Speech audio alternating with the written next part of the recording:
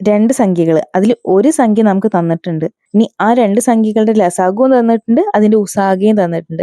ഇത് നമ്മൾ റിലേഷൻ എന്താ വെച്ചാൽ ആ രണ്ട് സംഖ്യകളുടെ ഗുണനഫലം അതിന്റെ LCMന്റെയും HCFന്റെയും ഗുണനഫലത്തിന് തുല്യമായിരിക്കും. അപ്പൊ ഇവിടെ എന് പകരം നമ്മൾ 50 എഴുതി, ബി നമുക്ക് അറിയില്ല, കണ്ടുപിടിക്കണം. LCM 1500 ആണ്, HCF എന്താണ് 25 ബീനെ അപ്പുറത്ത്, അതായത് ലെഫ്റ്റ് ഹാൻഡ് സൈഡിൽ ഒറ്റയ്ക്ക് നിർത്തിയിട്ട് അവിടെയുള്ള 50നെ നമ്മൾ ഇപ്പുറത്തേക്ക് കൊണ്ടുവന്നു.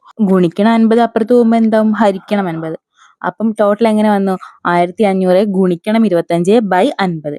ഈ 25 50 2 പ്രാവശ്യം പോകും. അപ്പൊ 25ഉം 50ഉം കട്ട് ചെയ്തിട്ട് താഴെ എന്ത് വന്നു, 2 വന്നു. ഇനി എന്താ ബാക്കിയുള്ളത്, 1500 ഡിവൈഡഡ് ബൈ 2. ഇപ്പൊ എത്രയാ, 750 കറക്റ്റ് ആൻസർ. നമ്മൾ എന്താ ആലോചിക്കണം, രണ്ട് സംഖ്യകളുടെ ഗുണനഫലം, പിന്നെ അതിന്റെ LCMും അതിന്റെ HCFും ഇത് തമ്മിൽ മിക്സ് ചെയ്തിട്ട് ഒരു ക്വസ്റ്റ്യൻ ചോദിച്ചു കഴിഞ്ഞാൽ അതിന്റെ പിന്നിലുള്ള പരിപാടി എന്താ, ഗുണനഫലം LCMന്റെയും HCFന്റെയും ഗുണനഫലത്തിന് ഈക്വൽ ആയിരിക്കും.